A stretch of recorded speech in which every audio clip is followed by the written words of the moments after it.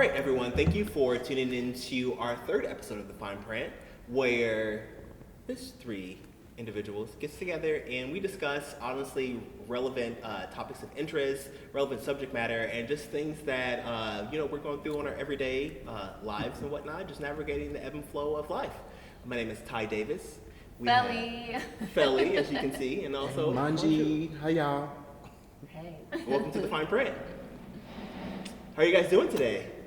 Feeling good, feeling great, baby. Feeling good, feeling great. This is our third episode. Yeah. I know. Very exciting. We're getting through there. We are getting through there, you know. They say the third time's a charm, so hopefully this will be our charm. Ding.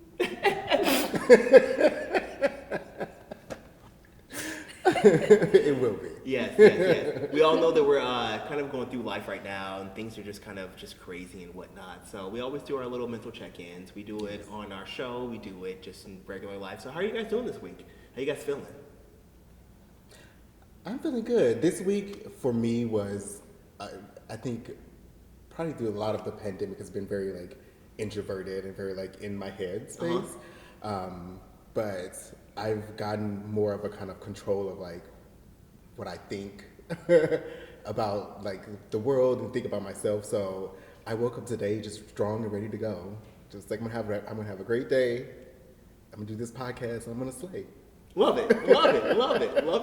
That's my mantra. Just slay today. Slay. Yes. All day. Okay. I love it. No, I'm great. I mean, I just stay focused on what it is that I have and having that feeling gratitude. So, absolutely, yes. That is. And then being there, for my friends, like yourself, like you, and just spending time with family as well. So. Love it. Yeah, I'm always working. So you already know how that is. Yes, Stay busy. Always very busy. Stay busy. Mm-hmm. All three of us are always very, very extremely busy individuals, but I'm always very, like I said, grateful for the time we get to spend together to kind of like share kind of like our weekly woes and also celebrations, when it comes to types of things, Yeah. The first podcast was a few weeks ago. We had our second one as well, so now we're on number 3. So we're kind of almost podcast veterans almost. Okay. We're almost in there. It's not as nerve-wracking anymore. It's just like, let's just talk, girl. Oh yeah, we're about to kiki today. Yeah, because today's topics are all about, honestly, we get pretty deep today, guys. I'm going to let you know that right now. Like, we get pretty deep in this episode, and then episode 4 definitely dives deep. Probably some stuff you probably don't want to hear, but you're going to hear it because that's what we're here for. But this week, like we always do, we start off on a very just positive mental note. We started talking about mantras last week and the week before and how they really, really affect us. So I would love to keep that kind of continued and also for that conversation to keep going, Yeah. So one thing that I was thinking about for like mantras, was like, how can individuals build off of these things? And also, how can our podcast be like the building blocks for just like self-betterment and whatnot. So this podcast came to me kind of like one day when I was just sitting on the couch really talking about, what are things that individuals seek and need on a daily basis. And that right there is love. I think that we are just as human beings, everyone has to have some kind of social connection. Everyone always strives for love. Whether it be self-love, whether it be love from other people, whether it be love affirmations from whoever it is, we always seek love. So this week is all about love, week 3, definitely love. So our mantra today is, I love abundantly in order for me to receive love abundantly. Yeah. I think we as individuals forget that we have to be able to ask the universe for what we need, but at the same time, we also have to be able to distribute that amongst individuals in our lives, our inner circle, and our environment, whatnot. So there's always a constant ebb and flow. There's always a causality. How do you say that? Causality. I'm here for you, girl. Got a little tongue tie right there. Yes, there's always a little bit of like causality when it comes to stuff. There's always cause and effect. Yes. So when you love abundantly, then that's you putting out in the universe that, hey, this is me. I'm here to love, and I'm ready to accept love. So this week is all about love. and really channeling that, whether it be self-love, whether it be love for other individuals, whether it be love for your pets, houseplants, whatever you got, we're all about love today. So as always, what we're going to do is we're going to start off on a really, really just good positive note. And we're going to work on our breathing exercises today and really try to manifest love in all of its aspects and all of its different versions of love. We have love in so many different varieties and whatnot. It comes to us in so many different ways. So this week we're all about love and abundance. Yes. So this week's mantra is I love abundantly so that I can receive love abundantly. So that's what we're going to focus on this week. So if you could all just take 12 seconds of your time today. What I love for everyone to do is to really breathe out and to breathe in. What we do is we like to inhale all of our affirmations, all of our mantras. And honestly, when I exhale them, I really think about giving that back. It's not all about breathing. It's about literally, like I said, like giving and receiving. So when we breathe in, receive that. When we breathe out, give it to somebody else. Put it out there in the universe. It's all about ebb and flow. So visualizing that as you're breathing. Absolutely. Yes. Always. I love visualizing. Good. I love just conceptually just doing different things that work for different individuals when it comes to stuff, So if you're a visual person, visualize it. Visualize you giving love out. If you're a mental person, just mentally envision yourself giving love out, If you're a spiritual person, give that affirmation to other people during the day. Tell somebody, I love you, Give someone a smile. Give someone something positive to know that they are loved, So that's what we're going to do today. So really, really dig deep and down within yourself and really think about the things that you love about yourself, the things you love about other individuals, and the things you just love about life in general. Really bring those into your life, really, really bring clarity to those things. Think about them. When we breathe in, we're going to absorb them. When we breathe out, we're going to let them go. So, starting from 4, we are going to take 4 deep breaths and 4 deep breaths out. So 1, Yes, I'm ready to go. 2, 3, 4. Release. 4, 3, 2, 1. Inhale all the love. 1, 2, 3, 4. Exhale the love. 4, 3, 2, 1. One more time. 1, 2, 3, 4. Exhale. 4, 3, 2, 1. Hopefully that brought you a little bit of mental clarity when it comes to love, and hopefully you're able to... Yes, I feel the love. Yeah.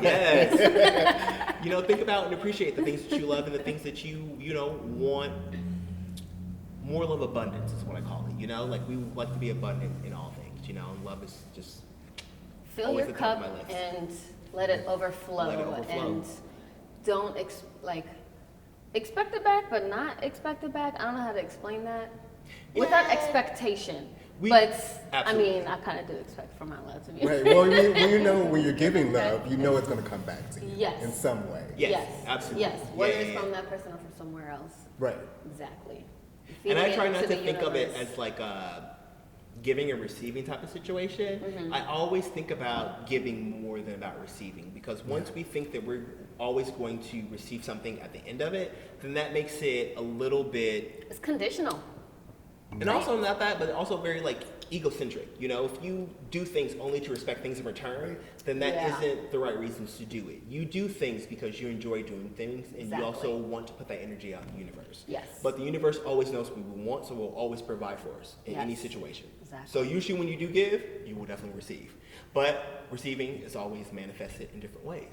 Right. So if you give someone some money, you may not receive money or monetary, compensation back. You may receive love from someone or a phone call from someone, So we have to really change our mindsets and to think about what receiving really is. Yeah. Be open to it. And just love. Okay. I also think I've learned in my experience, because I talk about it a lot, being very vulnerable and knowing that sometimes I shut myself off from love, and I'm just very isolated. And I know, it just, what I'm getting back is not good feelings. It's hard to, it's hard for you to receive that love. It's hard for me sometimes when I'm not in a good headspace to give. to give of myself. Okay, I just gotcha. become very closed off and isolated. Yeah. And what I'm getting back is more feelings of closed off and isolation and just like, You're like, this is not working? right, it's not working. So I'm actively trying to, even when it feels uncomfortable for me, it's just to give more of myself and just to give in any way, you know, give of my time, give of my advice, and just being there more often. Yeah. You know what that is?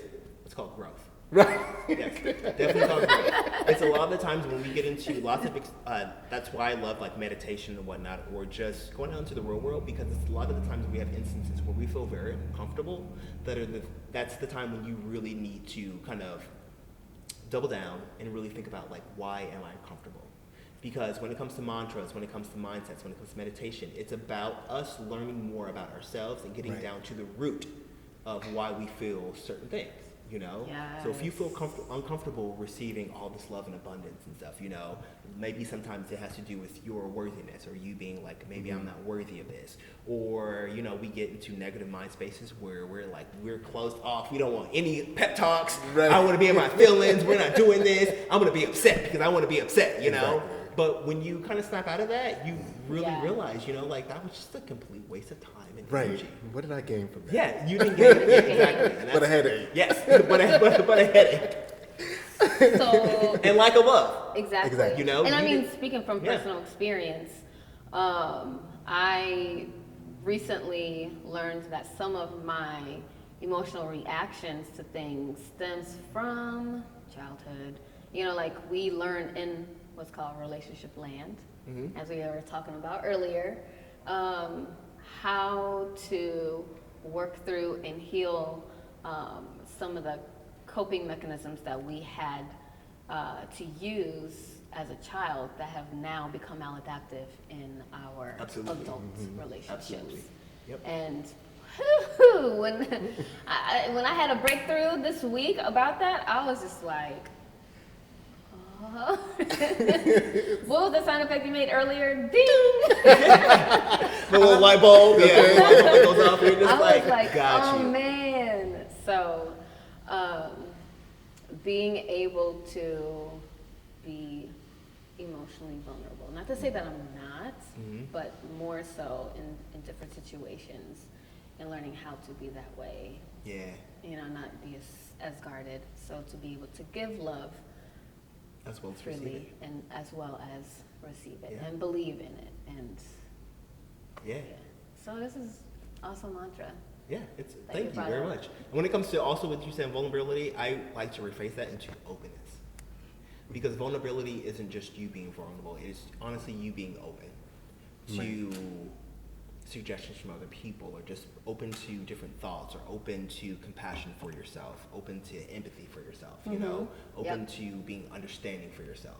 When we're vulnerable, then that definitely means just being literally open. You know, Yeah. we're an open box, ready to receive things. Sometimes we don't really get it in the ways we want to, but that's all a learning lesson. And It's that is all about another, life. that's a great way to frame it, is saying being open.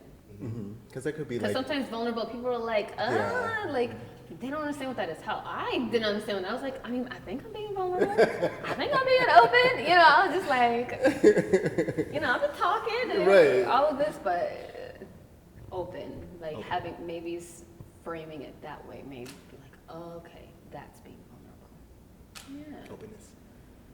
Love it. Love it. Sweet. And then we're gonna, so we got Give Me Body done, and we're going to move over to our next little segment that we have with the Manji? wonderful Monjour right here. What are we talking about today, Monjour, girl? What you got on your heart? girl, I'm stressed in these streets. Yeah, you stressed in the streets. What streets doing? Shoot, the topic of this week is applying for a job or trying to like find a job in a pandemic. And I really want to talk about this because I know a lot of people are going through this right now. Like millions and millions of people are looking for jobs and doing the job search, and it's very stressful if you let it get you down. Like you can just be like, I'm tired, I'm stressed out, I don't want to do this anymore. But the job market is definitely a lot different than it was like years ago. Like, very different. And there are some things that aren't different that need to be updated. For instance, like you go to a company's website and their job description sounds like it's from like 1980. Like, like you don't know what job you're applying for, the experience that they're asking for. For like a brand associate, like an intern or like a entry level job, they're asking for 5 to 10 years of experience in something. It's just like, you shouldn't be asking for 5 to 10 years in an entry level position. Yeah, exactly. So it's like, whoever are in these HR departments, hopefully some people are listening, because there needs to be some changes made. Please, there needs to be some changes made, and making it easier for people to first know what they're applying for, and second, know what the qualifications that you're looking for, so they can know that if they want to apply for this job. And I feel like it's a lot of the application process is very arduous. It's very just like time consuming. For instance, if I put in my resume, if you asked me to upload my resume, I would think that you would use that information to autofill what you're asking me for. Like my name is on my resume, my work experience is on my resume. So like streamline it. Yeah, like my address, literally everything. Yeah, that is a little annoying. I'm just like, this is all on my resume. Like, why am I putting all this stuff in? Yeah. Yes. So like, especially if somebody's like applying for like 10 to 15 jobs a day, that's literally like an 8-hour process. If you're having to input all of this information over again, it's like I will literally, if I put in my resume and it doesn't upload, I'm like, nope, I'm not doing it. Like he's like, it wasn't meant to be. Right. This isn't the company that I want to work for. if your process isn't streamlined, because like when you're applying for a job, you're interviewing that job just as much as they're interviewing you. Yeah. It's like, so you're saying like if the company isn't streamlined in their application process. Exactly. Maybe. Could you imagine? Yeah, like their business is probably not as streamlined as possible, and then like how would that be like working for them? Exactly. Yeah. Like if this is, I'm not even in the door yet, and like I'm having so much trouble, like it's probably going to be a problem once you actually get in the door and working with people. Yeah. So you have to look at that as well. And another thing that I've been seeing is like, there are recruiters that help you. Like there's like all these recruiters saying like, oh, we can get you this job, we can help you, come with us, sign up with us, and we'll send your resume out to like 100 jobs, 100 companies, and then you'll get a job. Like I've literally been working with like probably like 5 or 6 recruiters, and I think I've been on maybe 1 interview from this process. So I know it could be, so it's like, I know that it's the job environment, and a lot of businesses are definitely struggling. Yeah. And running very agile right now just to make it through, to make it to the other side. So it's being understandable about it, but also like if you know that you're running agile and you're trying to streamline everything, maybe you shouldn't have this job posted anyway if you know you're not going to be hiring anyone. Yeah, and I wonder if like it's like an older post. Right. Like you have to look at the dates, like, okay, when did they post this? Did they post the same position like 2 months ago? Exactly. 3 months ago? There's a reason why it's not getting filled. Exactly. There's a reason why this supposed to be for 6 months. So it's like, I don't think they're going to really fill this position. Next. Exactly. And it's like helping people like see these kind of signs, and knowing it's like, okay, maybe I'm not going to apply for this job. If I've seen it, it's been like 60 days since it's been posted. It's like, no, I think it should have been probably filled by now. I'm not going to waste my time on doing this. But also like some things to watch out for, as well as I've seen an increase in like fraud, even in the application process, applying for jobs, which is crazy. Like my sister applied for a job and they said, you can hire, you can start next week. Like we're gonna send you a $2,000 check to buy these specific supplies, but you can only buy these supplies.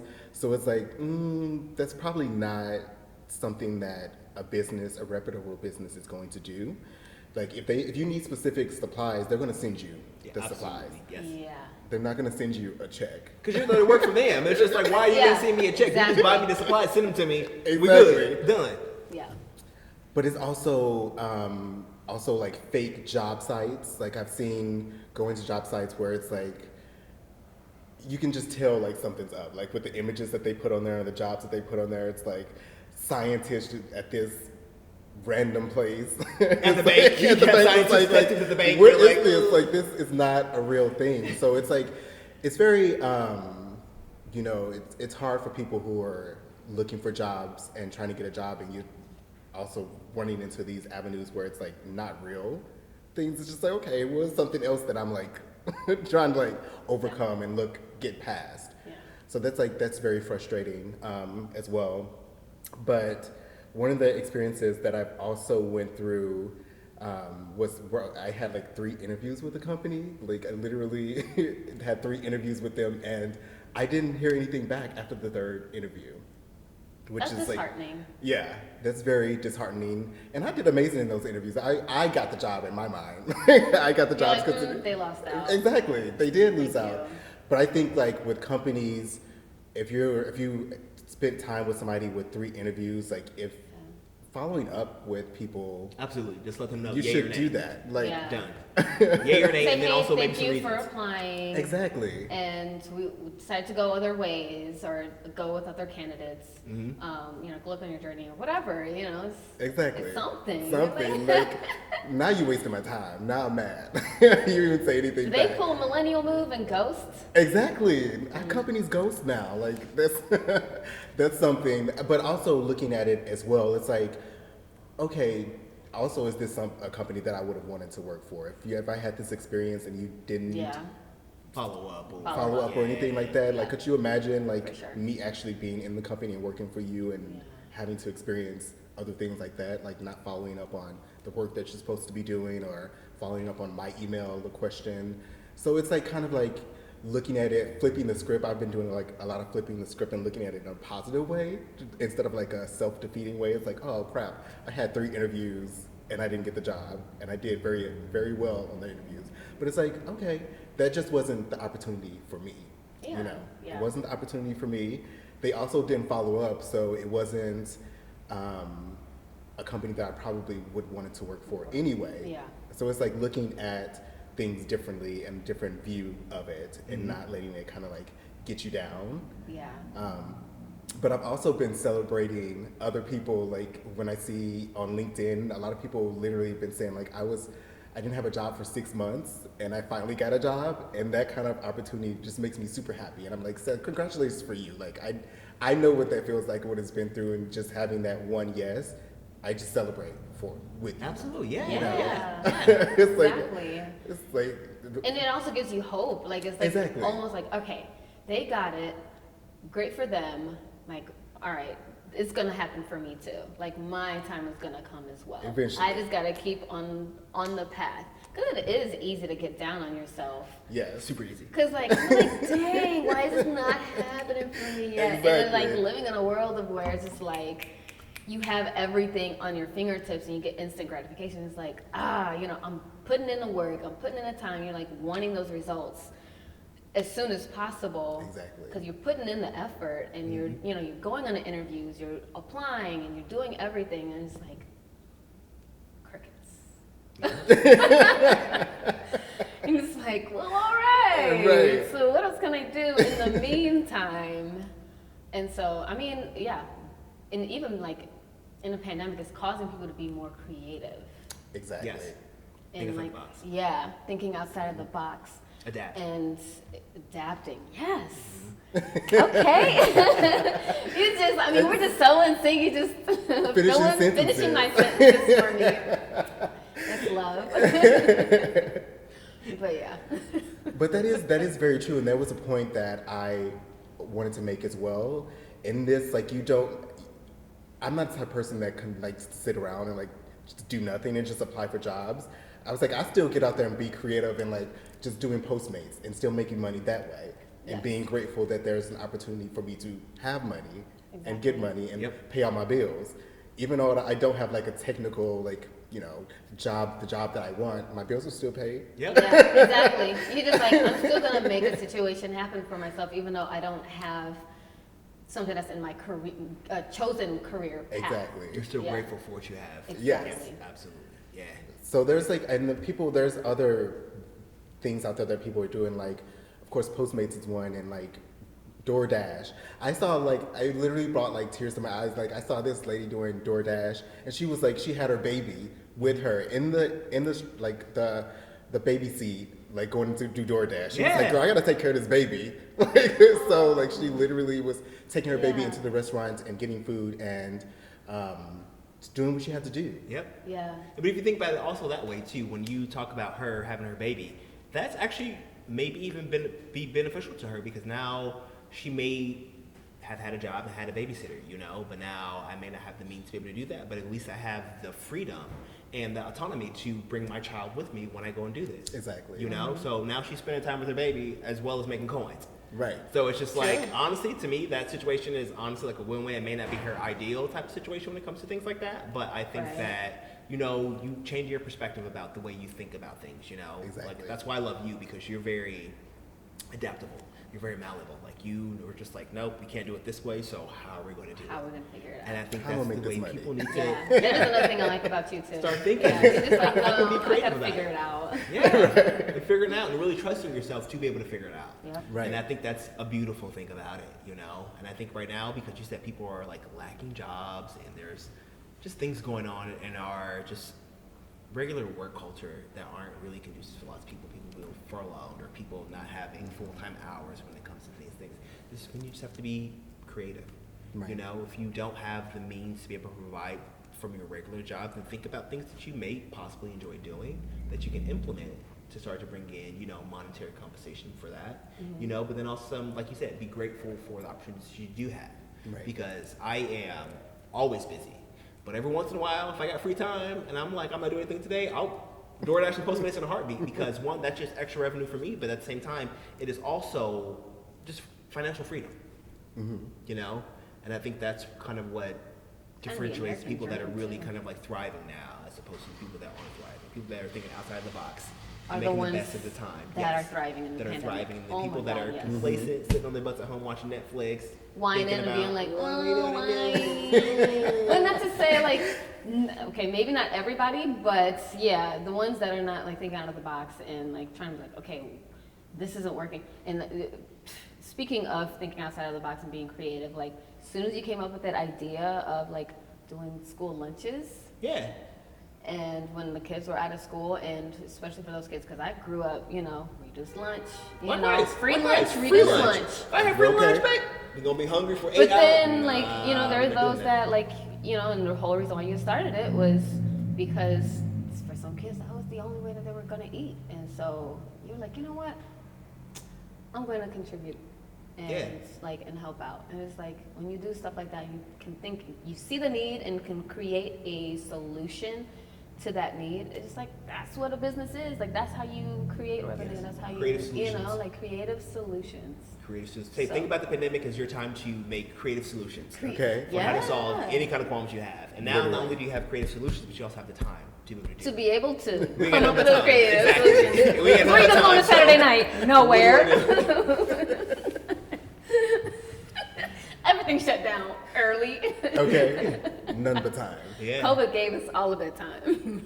But I love that though. I love that you're on your job search. You are still really Yeah. kind of really trying to find like your niche, but at the same time you're still staying positive, Right. being like it's not the end of the world and I don't have my perfect career now, but there are plenty of other opportunities out there for me to invest in, and other opportunities out there where people aren't calling me back for interviews or doing things or following up that I can divest in. We have to definitely pick and choose our battles when it comes to stuff, but you just being like the positive individual that you are and really still staying on top of things, even when you're just like, I don't have the career I want right now necessarily, but at the same time, like, I'm still happy because I'm still doing something, because Right. there's always opportunities out there. Like, I absolutely love that. And that's the way I think people need to just get into that mindset a lot more, Right. rather than being like self-defeated or just really hard on themselves. I would have been that way like 6 years ago. Didn't get the job. It's all me. My resume was horrible, and I need to work harder, and I'm just a horrible worker, and not the case, Yeah. And I mean, it's also you are going into the application process knowing that it is a little more scarce, or a lot Pandemic. more scarce because of the pandemic, I mean, restaurants are shutting down left and right just because like they can't afford to like stay open. And it's like, they're limited hours or limited space to be able to, and with the phase 1, phase 2, whatever different phase we're in, I don't even know anymore. Just being able to have like half of the people like come in is just like, well, if you have a full staff or even half of your staff, then you're feeding half of the people. It's just like, I'm the type, I'm gonna stay for like a little bit more than an hour. I'm not gonna just like dine and then like leave. Like I'm gonna kind of linger because that's kind of like you want to support the environment. Yeah. So it's just tough. So it makes it makes it tougher. So, anyway, are there any tips or tricks that you can give people out there kind of trying to navigate this weird ebb and flow of like the workforce right now and resumes and finding jobs? Like, what are maybe like 3 tips you could give like our viewers on how to maybe stay positive or what to look for in jobs or like or even like what you do, the things that I work for me is switching my view about things.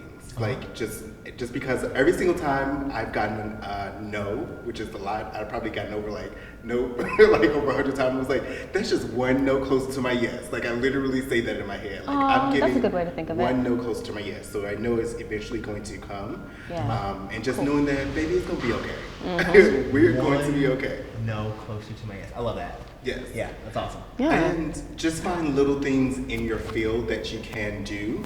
Like for me, I do marketing. And one of the things that I'm excited to do is market our podcast and work with the podcast because I know that that's going to give me more strengths to build on and more experience to build on. Yes. So I'm excited to do that. Yes. And also the last thing that I'm doing is just staying educated. There are so many courses that you can take for free, and like Khan Academy, there's like Google Academy, there's Coursera that you can take. I love Coursera. Oh yeah.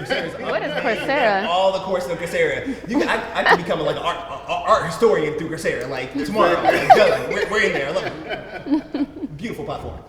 Yeah, just do things to keep your mind going, and just to keep your mind off of what you don't have and what you can do to go forward. It's all about that, and that's what just keeps me keep going and happy.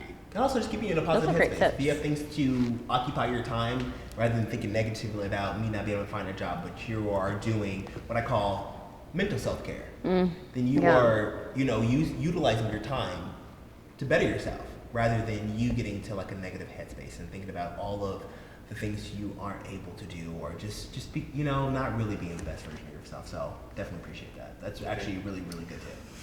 Yeah. So speaking of applications. Okay. Speaking of COVID affecting everything.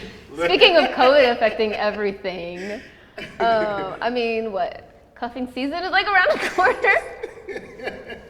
Technically. Are people still like having that saying and like, application, open for applications for cuffing season? Anyway, dating during COVID is what I was really trying to get to.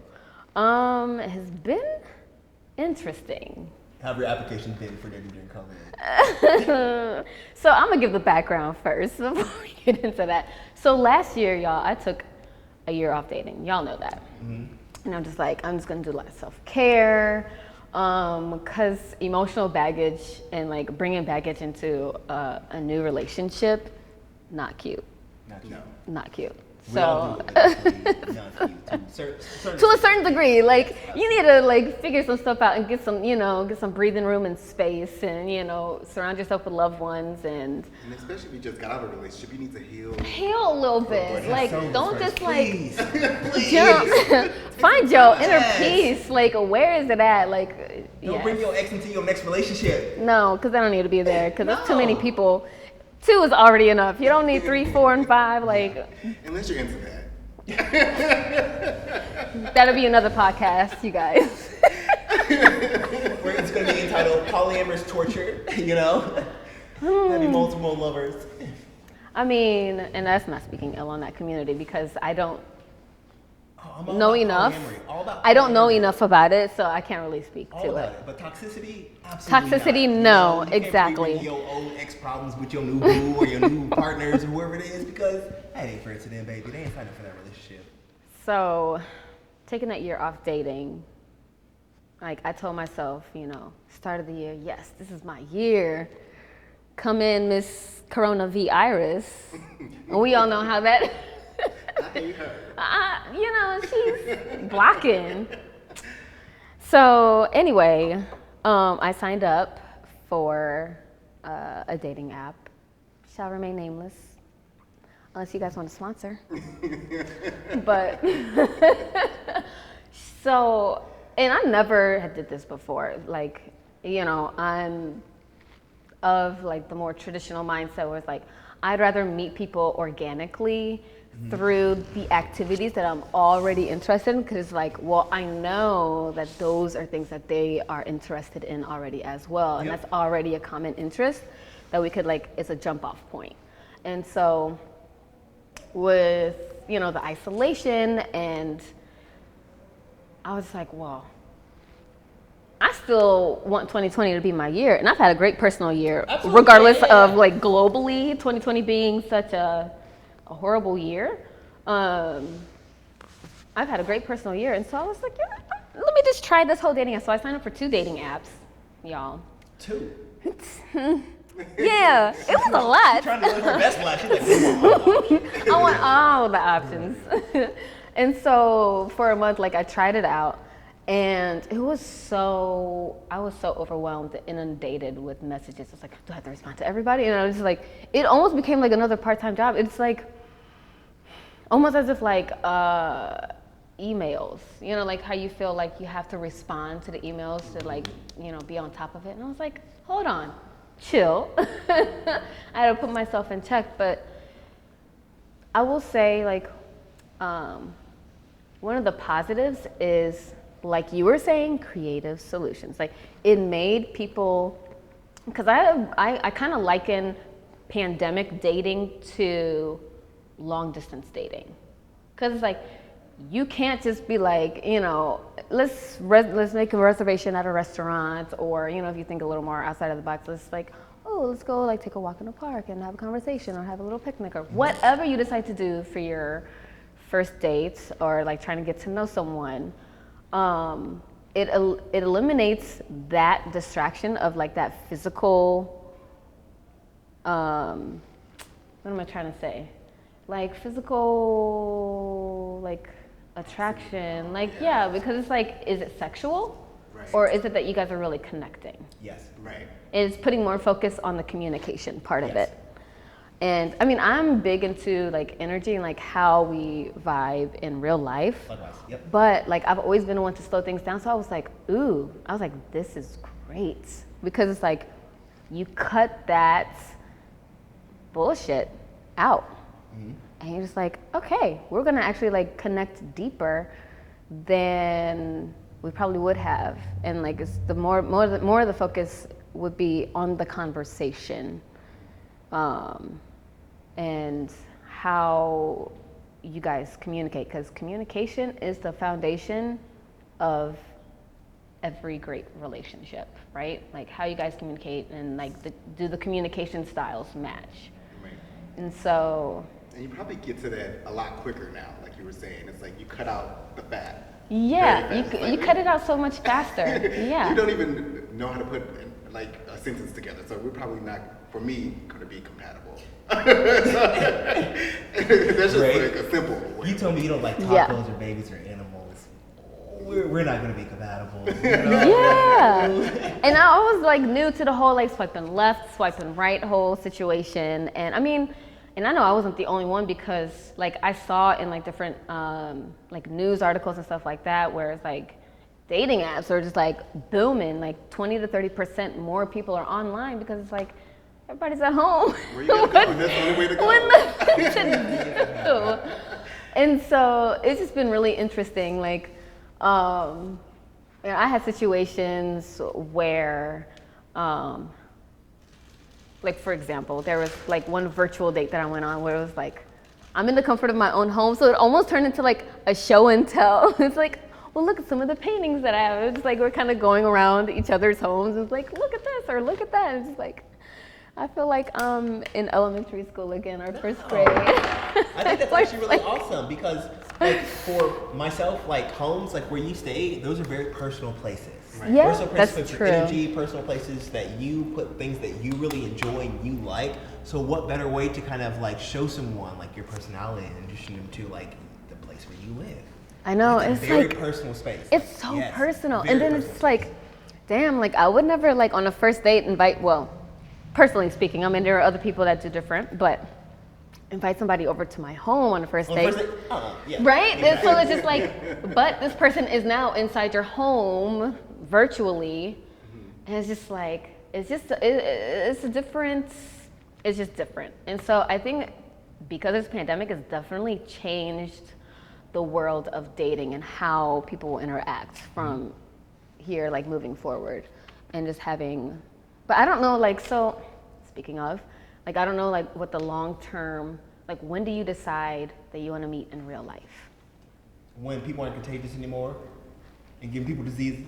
But then it's like, so then do you like both like agree like, hey, let's go test for, you know, for COVID and then like, let's like, once you're negative and I'm negative, you know, it's just like, how do you, but then how do you sustain, so then how do you sustain? I think what it comes down to is one, you guys building a connection online, virtually first. But then just be 6 feet away. You but could then easily meet in a coffee place and be like, hey, sit on this end, I'll sit on this end just to be safe, just until we get to know one another and blah, blah, blah. And if you do have a COVID test and you feel safe meeting with this individual, then I say, by all means do it. Because well, yeah, so that's my question is like, when do you go from like virtual to in real life? Because eventually, like, I mean, it's the physical contact, right? Because it's like, now like some of the struggles is like having that physical contact and just like reaching out and like, you know, just doing that, like that physical connection just makes you, because I'm big on energy and like exchange of energy. Yes. And so it like that makes you feel even more closer and bonded to the person. Yes, you can still have a connection online and build that emotional connection, but then at some point, you're gonna want somebody next to you. Right. Yeah, you're definitely gonna want someone next to you. But I think when it comes to that though, that has to all do about adapting and like I said, like a person's like malleability in certain situations. I think it's definitely, we all yearn for physical touch, for physical affection and things like that. But I think what this opportunity provides individuals to do is to kind of think about that on the back burner, because I think about people think about physical touch and sexual connections first and foremost. Oh, so now, agreed. Because you really can't do that right off the bat. The first thing you think about is emotional connections. What does this person do? Really getting to know them.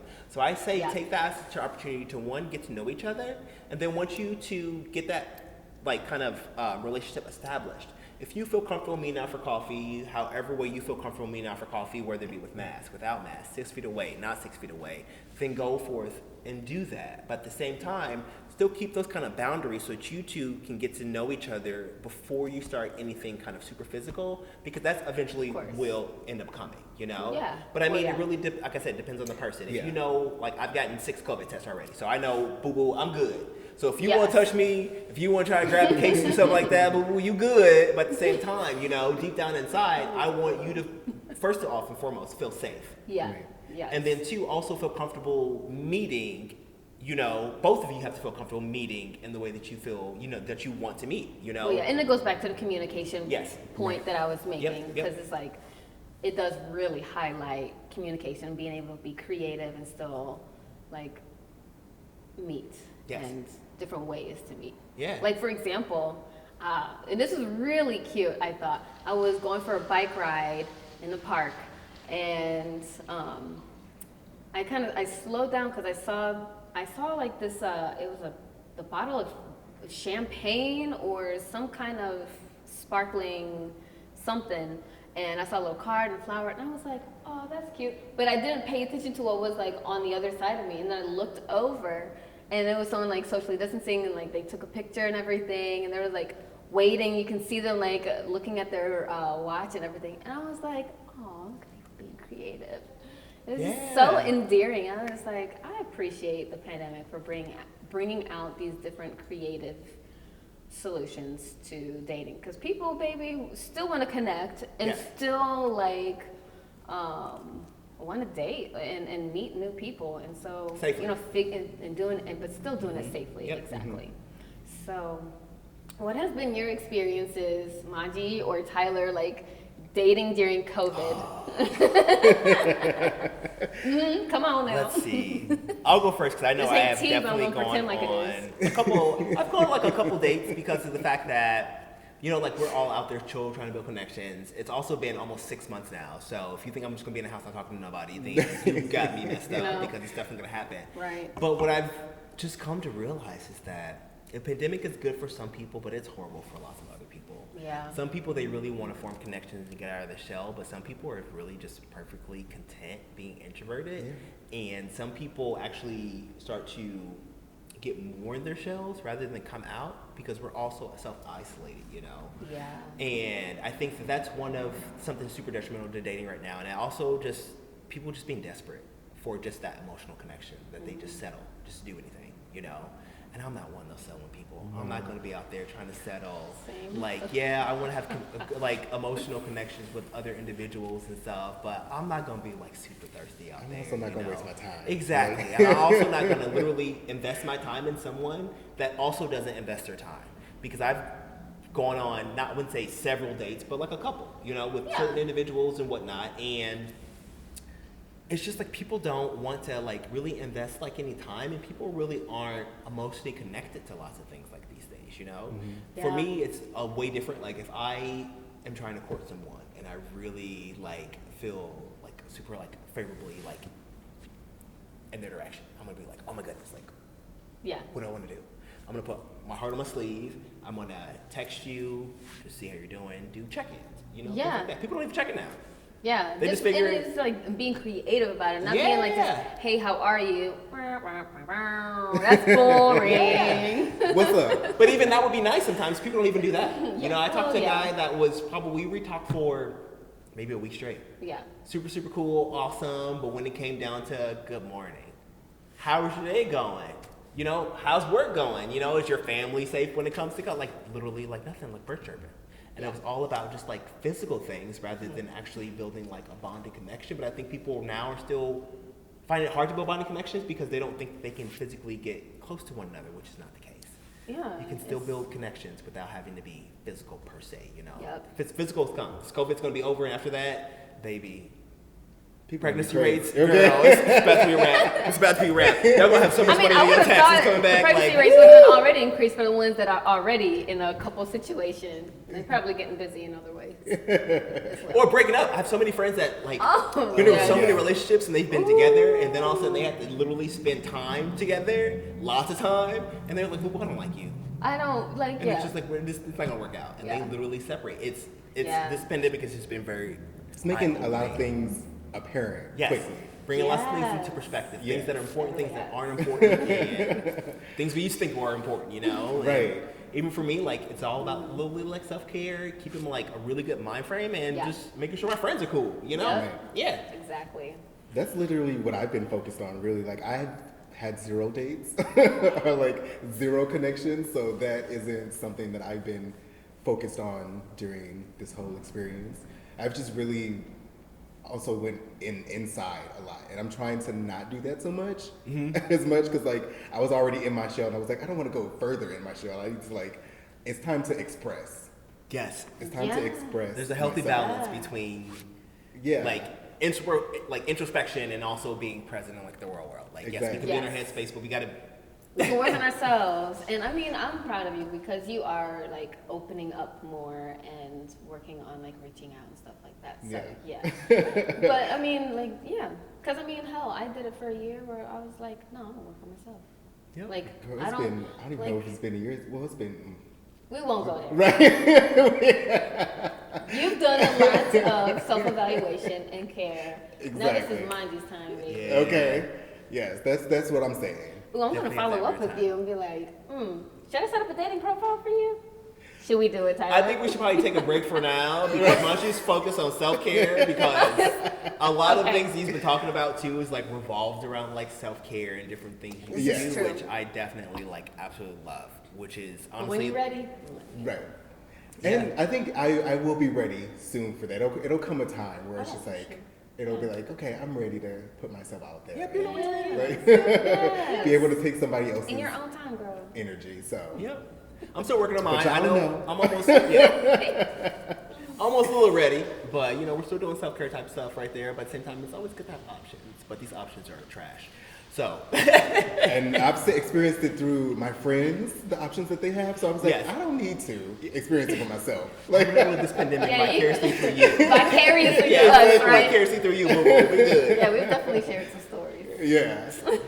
But it's good though. But like what you're doing right now too is like it's very important to be able to realize, you know, what you need in your life, what you don't need in your life, what's healthy, what's beneficial to you. You know, if you want a relationship, why don't you want a relationship? You know, things you're working on in order for you to be able to get the best relationship possible. You know, these are all forms of like self-care. You know, these are all things that we have been discussing since the beginning of our podcast. You know, and all things that you know, like. But continue to do your self-care within whatever relationship it is that you're doing, because people tend to get lazy and they forget, and it's just like you have to create the space, but not too much. It's a balance. Definitely. But continue to do your self-care and make sure that you're still feeding yourself and your energy and your mental health and all of that. Absolutely. All of that. Because the better version of yourself you can be, the better version of yourself you can be for your partner. Yes. You need to both feed off of that. Yes. A lot of people get in a relationship, especially if you're a very codependent individual, and base their happiness, their life experiences, you know, their emotions off of the individual they surround themselves at. I'm not happy because my partner, not like, no, that's not the way, no. Both of you practice self-care. Yes. So you guys can both be the best version. So, as a matter of fact, practice self-care together. It's the best thing ever to do. Yeah. You know? Yes. Like, definitely. hey, let's meditate together or something. Yep. And I think now people don't really realize that, you know, what self-care is, which brings us to our kind of like next topic of like, what is self-care? You know, Monjour hit on it like episode 1. He was just like, a lot of people don't really realize what self-care is. Episode 2, he was just like, you know, we have different versions of self-care, you know, so what are those different forms of self-care that we are discussing? Because there are so many different types, there's so many different things, and there's so many different meanings for them, you know. People don't realize that we have spiritual self-care. We have social self-care. We have mental self-care. We have emotional self-care. We also start to delve even deeper when it comes to stuff. When we start talking about self-care, is really, really kind of get into like the best version of ourselves and really starting to think about stuff are literally like my 2 favorite ones. And that's when it really comes down to just like emotional self-care, where it's where you come into just really finding yourself and learning how to like process emotions when it comes to lots of stuff, you know? Like that's one of my all-time favorite like versions of self-care. And then being emotionally intelligent is so super important and vital to being a successful person. Period. Yeah, because it affects your social, it affects your mental health. Absolutely. It affects everything. I mean, they're all connected, but And then there's also practical self-care. People don't think about. You know, I would say starting off with emotional self-care, which I think is definitely very, very important. But emotional self-care is doing things that really help us to, one, understand our emotions, understand how we are as human individuals, and also how we process those emotions.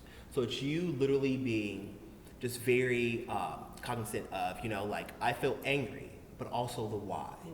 Why do I feel angry? Exactly. Yeah. Lots of times people are going through lots of things. We don't really know how to process these things or even know why we feel these ways. So I honestly think that emotional self-care is probably one of the most important things that we can possibly do for ourselves as individuals, you know. Social self-care, also very important, you know. I am very introverted. I know I have lots of friends that are very extroverted, but we all deal with social self-care in different ways. You know, social self-care is literally you getting out there and forming meaningful social interactions with other individuals to better understand your environment, also other people, but then also yourself. All of this self-care is always about understanding yourself just better, but also, you know, we live in a world where there's lots of people, you know? Yeah. So we have to be able to be We're out social there, creatures naturally. build connections, talk to people, be able to empathize with people, have someone you can confide in, you know, if you're having any kind of troubles. Extremely important when it comes to that. Yeah. Physical self-care, easy. That's you going out there exercising.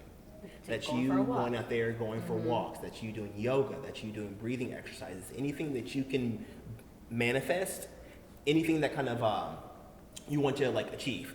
Yeah. Like physically, whether it be like your dream body, things like that, you know, whether it just be like, I just want to feel energetic by eating right, you know, these are all forms of like physical self-care, you know? Yeah, and I'm super proud of you because I know you have your goal of, what was it, running something in... Girl, I be getting it. In 30 minutes or 5 Baby, what was it? yeah, 5 miles in 30 minutes. 5 miles in 30 minutes, that's what it was. Yeah. And I was like, all right. Yeah, that's the old track and field days, baby. Like, we's good. Especially up now in these ages, I was just like, I'm happy your knees still work. Okay. I just want a big. You're not that old. Whatever. You're Yeah, only we're definitely not 21. that old, but girl, I got some friends that are like 33. They're like, hey, my back hurt. They be getting, getting up off the couch making noises. I was like, you're only 33 years old. Like, what you doing, girl? Why? Like, you need to get off of. You need to practice more physical self-care. Yeah. That's what you need to do for that. But I mean, they're all really, really important. You know, social self-care, like I said, is just going out and just really building bonds with people. Physical self-care is just taking care of your body. You know, spiritual self-care,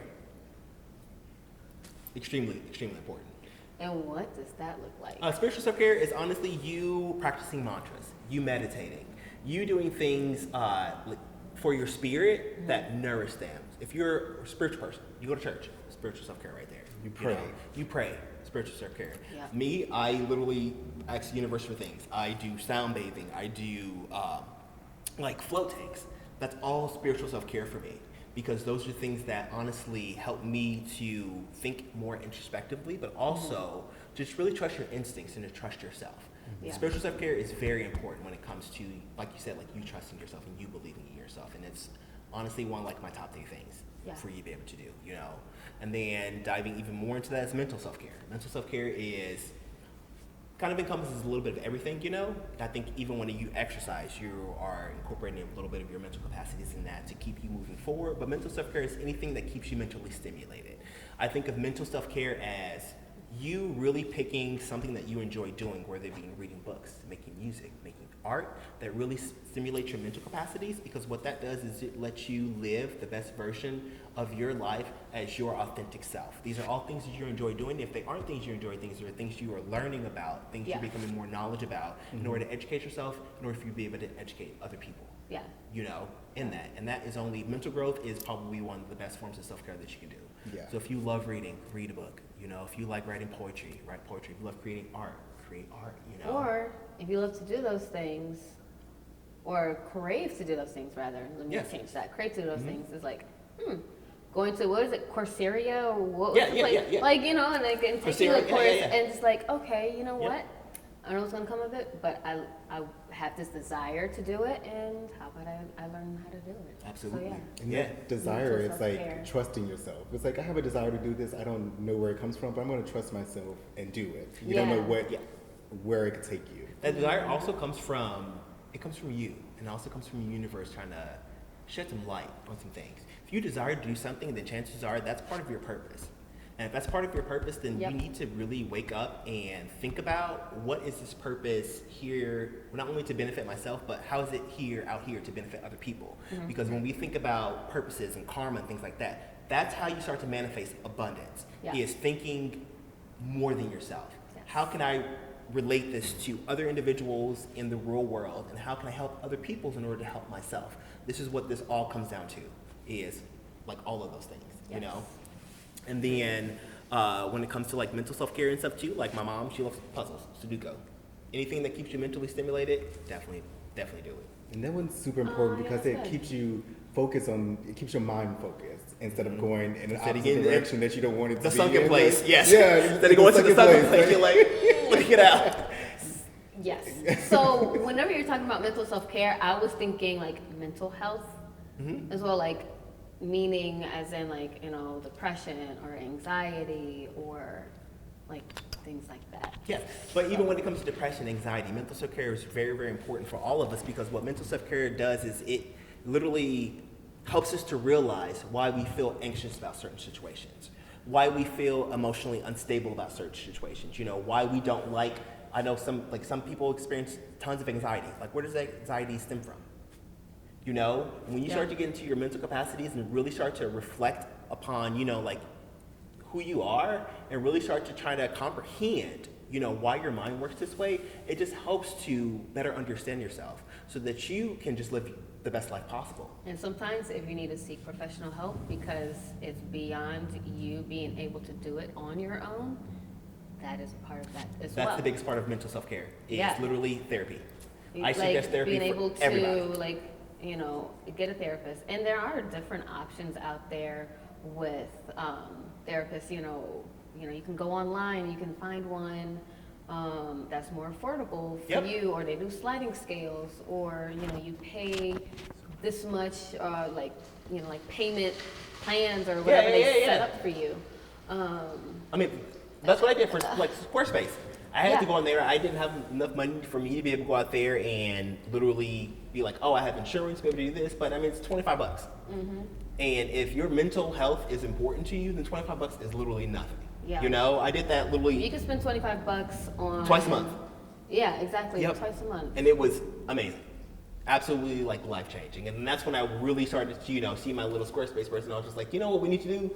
I need to just give me a really St. Louis based individual that I can really sit down for an hour and a half, because this is shedding a lot of light about bad behaviors that I never really noticed. Or just honestly, my therapist is more uplifting than anything. They just gives me confidence in order for me to continue doing what I'm doing, to know that I'm on the right path. Yes. She sets me up with the tools for success, but honestly, it's just you figure it out. This is your life. I'm here to help you navigate, everything we're talking about and whatnot. But for the most part, you need to do this self-discovery, because that's what it's all about. It's about self-discovery. You know? It's helping you pay attention and be more aware. Yep. Even if you are an aware individual, to be able to have that soundboard with someone that knows can recognize different patterns, you're just okay.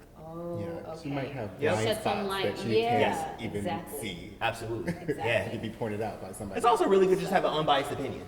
Somebody that doesn't know you walk in there and be like, that's not your friend. It's going to be like, it's going to be super honest. Get your shit together.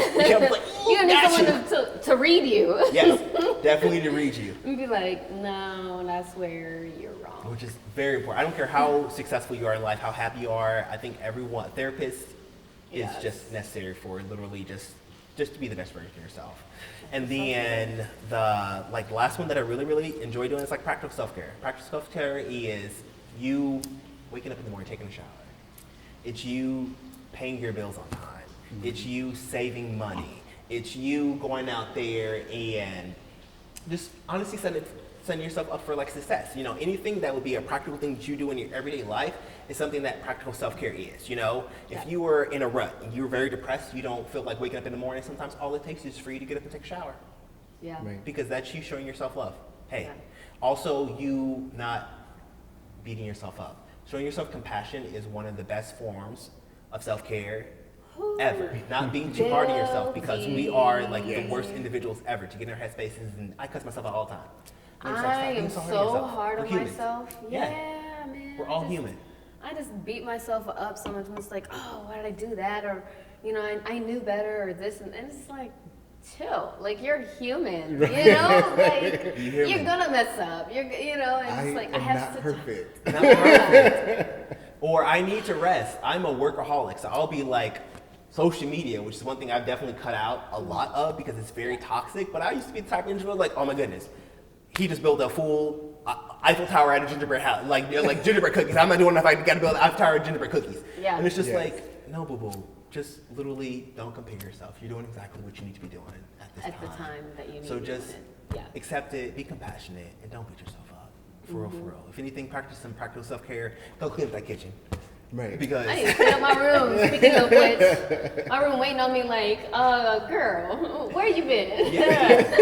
It's very important because practical self-care is also environmental self-care, And like you said, the clean up your room. One of my biggest things for people is if you live in a cluttered space, chances are your energy's cluttered. Yes, so when it comes to practical self-care, that's cleaning up your house. That's keeping your space literally just really clear, very free, and also living in a space that helps you to thrive. Clear space, clear mind. Yes, a space that you really enjoy being in, which is why I have all my plant babies. I love plants. I'm like, I'm gonna put plants everywhere. You know, that's what we're gonna do. You and I are saying. Because and it's just like plants everywhere too. It's awesome, you know. So when you go out about your life, literally just remember the 6 types of self-care. I always remember by 2 S's, 2 P's, and E and M, and an M. So we got social, spiritual, 2 P's, physical, practical, E and an M, emotional, mental. Okay, I think I can remember Got that. you. 2 P's, 2 S's, E and an M. All your forms of self-care. And each segment, girl, we're gonna dive super deep into each one, because I really want you guys to know practical ways and just really good ways for you to be able to practice these things. It's one thing to talk about different types of self-care, but how do we practice it? Yep. What is the importance of it? How do they help our lives? How do they help the other people around our lives? Because you want to better your life, to better everyone else's life around you. Right. That's what life is about. Building those partnerships, building those communication skills in order for you to just be That's my passion. a beacon of inspiration, you know, for yourself and other people. So that's what we're here for. So 6 types of self-care, y'all. Again, what do you got? Emotional, mental. 2 P's. Hold on. What are the 2 P's? What are the 2 P's? Switch it up. Make sure you really got it. I know. Hold on. We just learned Physical this. and 2 practical. S's. So it's what? Physical, Social practical. and spiritual. Social, spiritual. And then you said E and the M. The M was mental. What was the E? Emotional. Emotional. And then you said, what was the P? Peace. Ease. What? Practical and how did I forget physical? Done. Physical? Got you. Yes. How did I forget it that fast? Pop quiz? Now say it Dang, backwards. Tyler. But I love that you said that, because like a quote that's like really been in my head. Lately it's like, you know, knowledge is knowledge. You can be educated about something, but it doesn't do anything until you put it into action. Definitely action. Yeah. Action with tangible goals. Right. There is nothing worse than Yes. putting forth or implementing a plan that doesn't have tangible goals, because what you're now doing is setting yourself up for failure, Right. which we don't want to do. Spinning your wheels and you're going nowhere. Absolutely. And it's like, Yep. you a neutral, boo.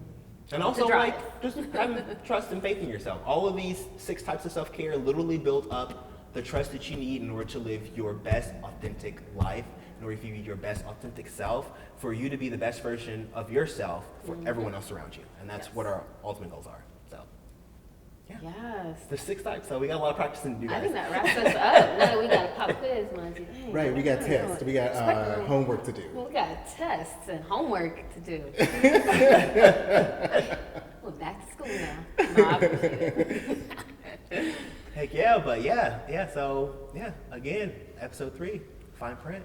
That's right. Thank you for joining us, everyone. And we look forward to hanging out with you again. Absolutely. Hopefully you guys know how to navigate career plans, applications, a little bit of self-care actions, and also relationships. That's right. Bye, you guys. We love you. All right, until next time, guys. Bye. See you next week. Fineprint Podcast with Tai, Feleg, and Monjour.